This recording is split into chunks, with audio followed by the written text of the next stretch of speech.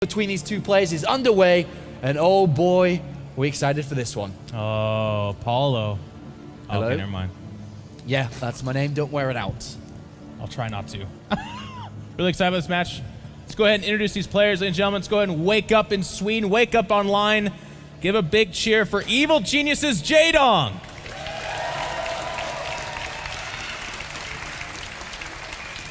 And his opponent, representing the forces of evil and all the whining that is the internet, from Terran, it is Acer Innovation. You actually said something that I think is a really cool point, is at the beginning of the year, Innovation was absolutely just knock 'em dead, amazing at TVZ, but it was such a definitive and amazing thing to watch because it was the 15-minute mark. He hit the 15-minute mark, and then he's like, sup, now I have 4 medevacs, I'm dropping all over the place, I'm moving immaculately across the map, and he was just unstoppable at that time. And then Zergs did have kind of this collective coming together of figuring out the metagame and understanding what they then had to do, protecting those banelings, a little bit of mixed aggression, roach baneling assaults, burrowed banelings. These are the kinds of things that Zergs have used to change that. I mean, for a while there, it was hopeless. It was like 60% TVZ win rate, 65. It was getting crazy. There was no super major balance that was changed. It was more just Zergs figuring out how they needed to play the matchup. And, you know, let's switch sides a little bit now as these two builds are shaping up. We do, I think a gas was taken there from Innovation, so it's like a Reaper expand and just a hatchery first coming from Jaedong, regular openings. But let's talk a little bit about Jaedong. Throughout the year, you know, let's go back to when he was really starting to put results in. His first big event was Stockholm, and against Terran players at Stockholm, at DreamHack Summer, Valencia. He's had pretty good win rates against Terran players, but there's been multiple tournaments now that he's just got smashed 4-0 against Pult, against Bomber. He's gone in, he's had a lot of motivation, a lot of determination going into that series, and he just got pushed to the side, and it was not even close. I feel like of all 3 matchups for Jaedong, the one where sometimes he gets put down hard, it's the ZvT matchup. It was Bomber and Pult that did the 4-0s at the end of WCS seasonal finals. But even other matchups, he's hit a Tasia wall a time or two. I can't think of a longer series he's played Innovation, but that's certainly the matchup that's a little bit more questionable. And again, I feel like you go back to a map like Belcher Vestige, where if the Terran player does get up to steam and starts doing that parade push mid-game when the 4 base is the big threat point, Jaedong does not thrive there. When Terrans hit 3-3, he's not a big mid-game ZvT player. He likes to definitively win early on or get in a big advantage. Or his late game, like Mutilus Cloud, is really dangerous as well. But that map needs to be larger so that Cloud of Mutilus can give him space, and he's not going to have these bases challenged while that's going on. And I think the early stages and mid stages, as Innovation does pick up a drone kill there, which is always good to see from a Terran player being able to get at least a drone kill.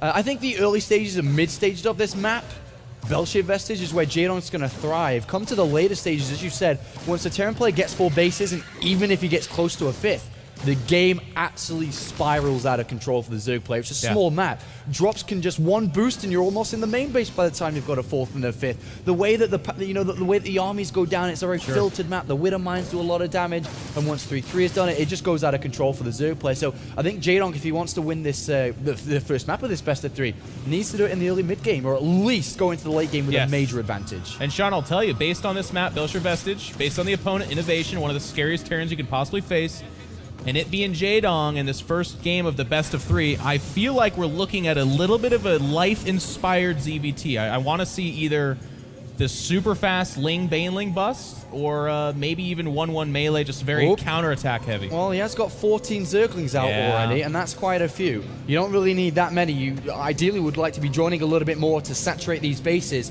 but with 14 Zerglings and speed out, these Reapers are going to instantly die. If Jaedong's able to get a good surround on the Hellions as well, he could even launch a proper counterattack. What happens if he launches a full counterattack, ignores the Reapers and the Hellions, lets them be dealt with the Queens at home, and then goes to the other side of the map and gets to the SCV line? There's multiple options here for Jaedong, but how successful? Because this is quite an investment. 14, 16 Lings when they could have been drones earlier. He's got to get something done with them, that's for damn sure. And these Hellions are actually sticking back. A lot of times they'll go out mid-map. Innovation must have sniffed something out. We're going for the surround now. We just get 1... maybe 2 Hellions there, but there's still 3 with 2 Reapers, and that's enough, especially with the angles that Innovation's fighting for to defend. So I think what Jaedong has to do based off of that is say, okay, I've got you kind of scared. You're at home worried about an all-in. I'm going to go home with these Lings, get a little bit of map control, and drone up. And he's decided to go straight for a layer here, Jaedong has. The Lings didn't really pay off as he'd like to. But I guess he's not taking damage, not losing queens. I guess is the good side of these Lings and what they've achieved. But a pretty fast layer coming in from Jaedong. All gases have been taken now inside the main and the natural. And for what it looks to, for me to be looking at here, is it either going to be a fast Spire? We could see a Roach Warren come down soon. He could get fast Roach speed. I think it's going to be Spire. The Roach Warren would have gone. Yeah, the layer's already at 50%, so a lot of times have the Roach Warren there. But I think we did have a Tech Lab Starport get swapped out. I want to say Innovation he might have been thinking about a Banshee opener, but then seeing the Lings in that case, he was like, well, I'm not sure I want to try the on. That's just speculation, but I think that might have came out to play. There is a Viking on the map, of course, but that might just be the follow-up strat, Plan B. All right, well, these Hellions and Reapers on the right-hand side here, are they going to be able to get some damage done? There's a couple of drones there. They do pull back. And Innovation doesn't go in, though. As that Spire should be starting now. And there's quite a fast Spire. There it is. And Bailey at the same time. Yep. Circling around there, a very precarious situation that didn't pan out super bad for either players just yet. You can see Innovation sitting at the fringe of the creep saying, look, I know that my time to go in and do eco damage is gone, but I need to get some kind of payment out of these units, so I'm gonna threaten your creep spread. But he knows if he goes on that creep, it's a Zergling death. Here's a question for you, because I don't think Innovation's going to lose these units, and if we do, I'll stop talking, but what do you think about the lack of investment in upgrades that Jaedong's decided, or should I say not decided to go for? There's no evolution chambers. Yeah. He's obviously going to have a bit, much higher gas count because he's not investing in that. But That's do just you the not 14 feel Lings. that these Mulus and Banelings need to absolutely do something in this game? Yeah. Because if not, then we already have 1-1 on the way. Baneling speed is already immediately researched. Is this some form of timing, I feel, that is coming out from Jaedong? A Baneling speed with Mulus timing to the natural to try and win the game? Yeah. I think he's been put into an aggressive mindset from the very beginning when he made those 14 Zerglings. I think from that point forward, he was like, well, I just have to do some damage at this point in time. We can see that right now. The big Zergling counterattack going after the bunker, and it's just sealed up. Innovation's paying attention. That's fine. He does have units out on the map, though, and this is pre-medevac, so, well, actually, there's the medevac down on the right side there. But if these mules can come out and join that, and those Baileys turn into some kind of big-ass bust, this timing attack's very irregular. Could throw Innovation off. Well, if Innovation loses his units just carelessly here, that's going to obviously help out Jaedong because those units aren't going to be at home defending. So these need to stay alive. He doesn't want to just lose them. The mules are coming out, so this is actually very dangerous from Innovation. He does stim. He is going to trade off okay against these Zerglings initially, especially if he drops down there. But Jaedong, if he can pick off these units, this would actually push his attack forward. I'm pretty sure he's going to go for this attack. The medevac's are being targeted down, and one of them gets picked off. That's a good start for Jaedong here. The second one's getting targeted as well. And is it going to get away? Oh, it just barely gets away there. For now, their booster's not going to run them forever, and he's not getting joined up mid-map, so a little bit of damage as he unloads a few Marines there. I think the Zerglings went to the right side, though, because, yep, there it is. The reinforcements have arrived mid-map. The Widow Mines do go down.